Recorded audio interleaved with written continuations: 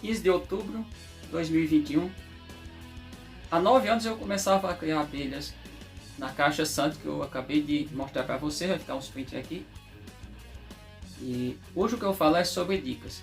Nosso tutorial dicas para criadores de abelhas. Olha, aqui no canal você aprende. Aqui eu digo e repito. Diferente de muitos canais que tem por aí, muitos YouTube que estão uns aí querendo angariar adeptos, vou chamar dessa maneira, outros querendo vender cursos, nada de errado, e aí nada é errado.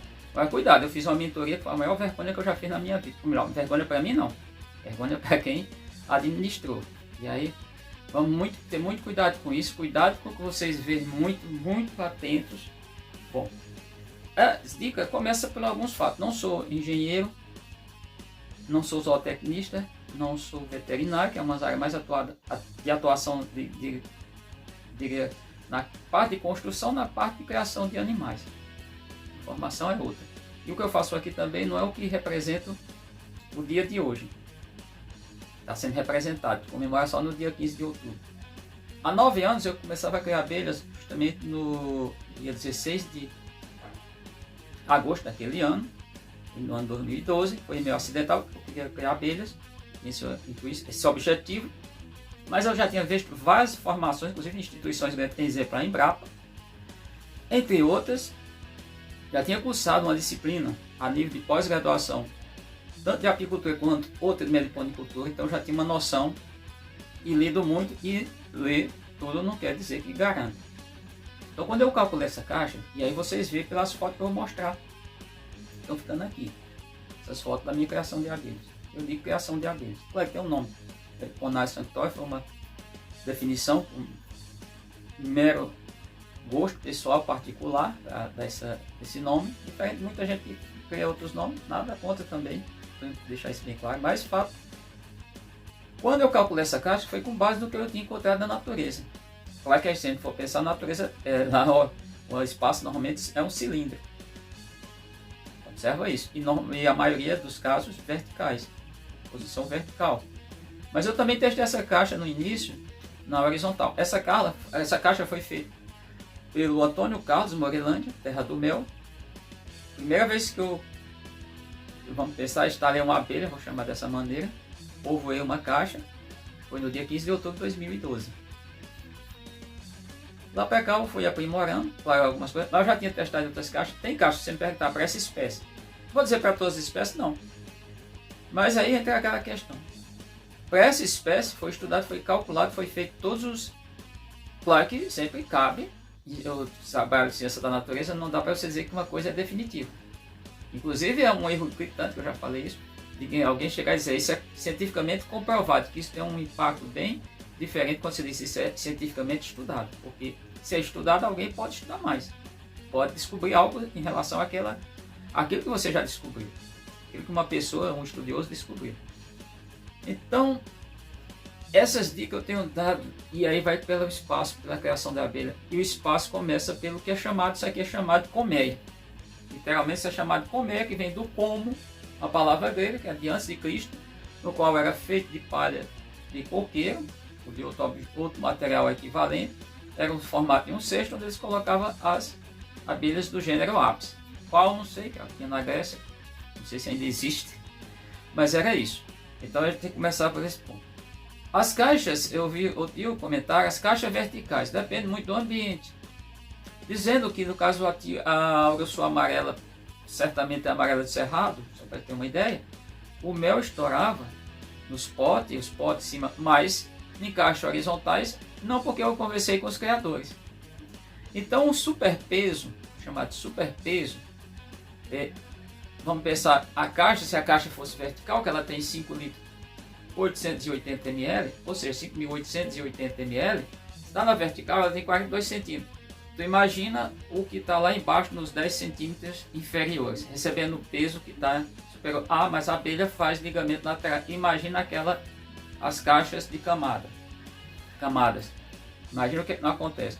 Logo está a explicação que o pessoal não vê. Então todas as dicas que eu deixo para vocês é com base, a observação é importante. Você observa para depois, claro, se tiver oportunidade, estudar e dizer, olha, isso é correto, isso não é. se enquadra, isso não, descarta. E outra questão é que cada espécie ela tem uma dinâmica diferente, ela tem comportamentos. Chamado de comportamento, ainda que muita gente não gosta, mas sim, é diferente. Então eu já deixei dicas aqui para vocês. Eu duvido que alguém... E aí o pessoal não contesta. Por quê? Os que contestavam antes foram optar pela caixa horizontal. Não que não possa criar em caixa vertical. A outra questão que eu observei, que eu falei aí, algumas coisas dentro do espaço. A questão é você fazer a alimentação interna muito rápido, muito fácil. Eu tenho aqui colônias, já fiz vídeo, inclusive fiz uma série pegando 9 colônias, mostrando, não é montagem, diferente do que muita gente faz, que é muito comum o cara pegar uma colônia e o pessoal tudo ficar encantado, ele só tem aquela colônia na criação dele. Eu tenho dezenas e dezenas aqui com o mesmo porte. Aí o cara só tem um. Aí mostra, faz o vídeo só daquela colônia, não mostra como é que é a sua criação. Pessoas que já visitaram aqui viram, mas é a parte interna, a facilidade. A alimentação muito rápida. Uma coisa interessante que eu tenho que deixar aqui, e sério que eu já falei isso, são os ambientes onde você cria abelha. Você pode criar em vários tipos. Por exemplo, se estivesse na terra do mel, você estava criando na parte de baixo um tipo de abelha, ou alguns tipos de abelha, algumas espécies, na parte alta, na Serra do Araguaína, outros tipos de abelha. Porque o clima, os ambientes são distintos. E aí você tem que olhar o plástico acetato. Isso foi uma coisa que eu descobri logo cedo, porque quando eu levantava a tampa, eu vi uma crítica enorme, o cara separou essas camadas, não sei o que, destruiu o pote, disse que é um atrativo de florídeo. A mosca florídeo aparece mais com o pólen, em outros materiais que tem na caixa. Mas, entendendo, o plástico acetato dá uma condição de eu visualizar, ao abrir essa tampa muito rápido, isso aqui não está... Essa caixa de um criador de Mossoró, ela não está habitada, você vê muito rápido. Uma coisa que é danosa, eu tenho visto, é o pessoal abrir a caixa. Se for o ambiente muito frio, vai ter problema para as crias novas, vai ter problema interno para toda a colônia. Se for em local, num momento muito quente, pode ser um local, ou seja, vamos imaginar a temperatura que está beirando os 40 graus Celsius, que está acontecendo no sul do Brasil, quando não está chovendo, no centro-oeste principalmente, e ao norte do Brasil, também aqui no semiárido 30 e pouco. Vamos imaginar também no inverno, lá a temperatura cai para 0 graus. Tu abre a tua colônia, levanta a tampa, o que vai acontecer? Vai ter um choque térmico. Esse efeito vai ser deletério, vai ser destruir as crias novas. As que já estão em pupa, estágio de pupa, casulo, esse não. Agora, quando elas estão no início, acaba. E uma das coisas que tem feito é o material de alimento das larvas, ele seca, ou por temperatura elevada ou temperatura baixa. Ali, entre um ar frio ou um ar quente, dependendo do momento, isso tem destruído. Então essa caixa me dá essa condição, porque eu vejo tudo, não acontece isso. Outra coisa, pessoal, coleta de mel não é para você pegar, furar os potes e inverter, não. Porque ali nas abelhas nativas você traz uma série de coisas. O pessoal tem muito tentado transpor o que é de ápice para, e lá é quadros, lá é favos, para a nossa abelha nativa. Não funciona, nossas abelhas nativas, tá? Então tem que começar a pensar tudo isso. A outra questão na reprodução. A reprodução é muito rápida. Você tem um ninho que está todo sobre um único espaço. Mostrei para o pessoal, essa caixa não dá, se a madura estiver embaixo. Muito simples, eu retiro o ninho só soltando os ligamentos laterais, são de cera, com uma faca na água para ir perdendo um pouco a aderência, e dentro de pouco tempo eu solto o ninho por completo, levanto, suspendo o ninho, e ali eu recolho as crias maduras que me interessam. Outra coisa, um disco de crias, precisa mais de que não é mini colônia. Você pode mandar sair da catinha, que tem aí volta dos 900, vou aproximar para 1000 indivíduos por colônia. Essa é a quantidade de indivíduos. Você pega em torno aí de, no máximo, 180, fica aí em 150, 180, você não vai contar uma por uma, é muito rápido, não precisa bater na caixa.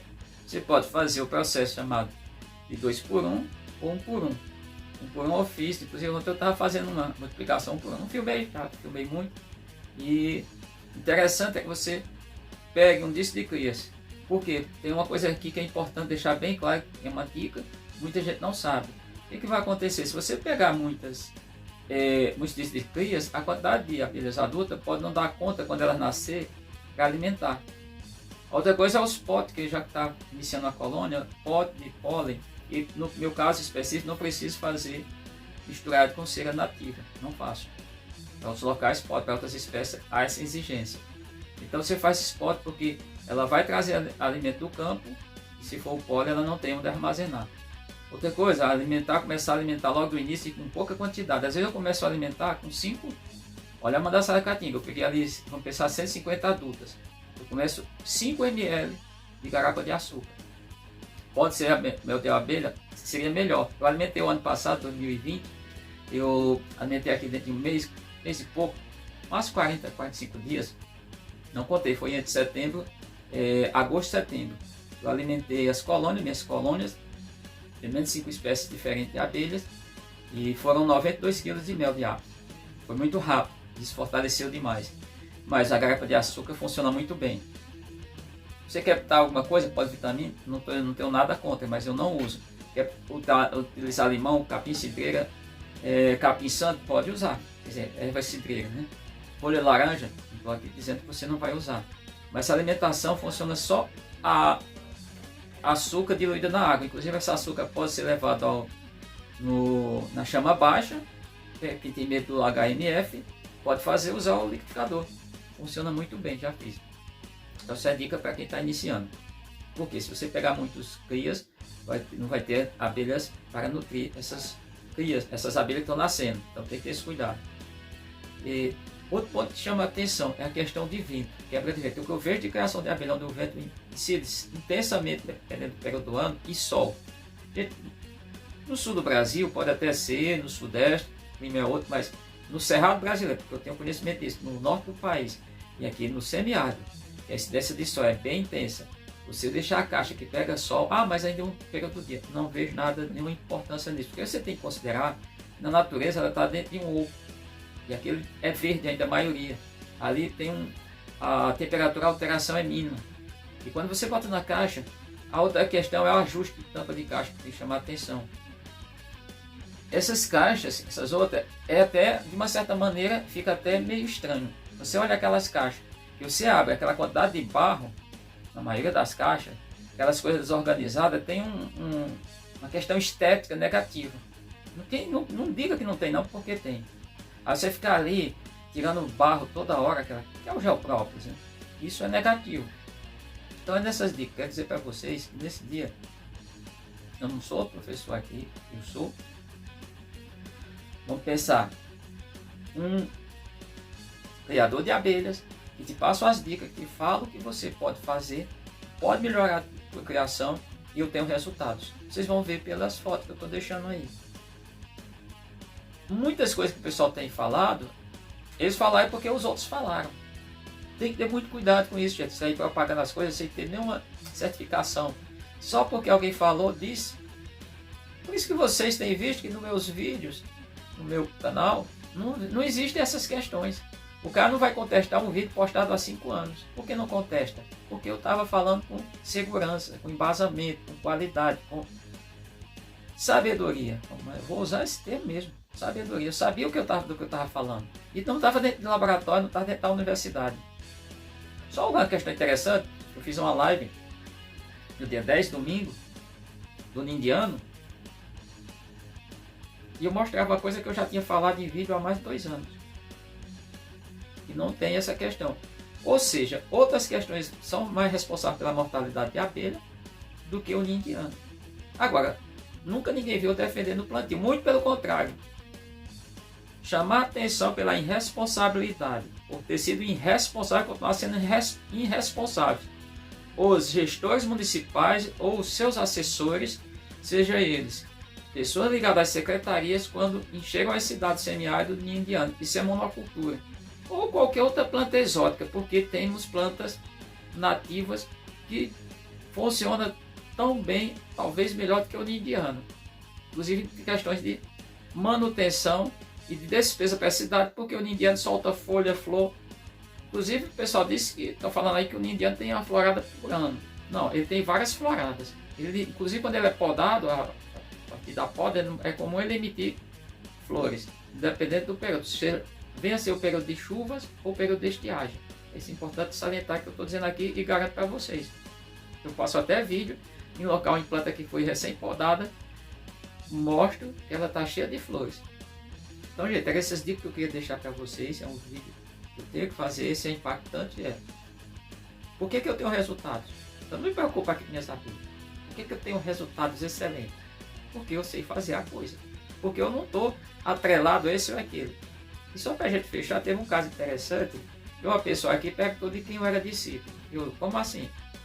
Ah, porque eu sou discípulo de doutor fulano de tal. E eu fui na telha, assim, foi lapada. Eu disse, eu sou discípulo ainda de Deus.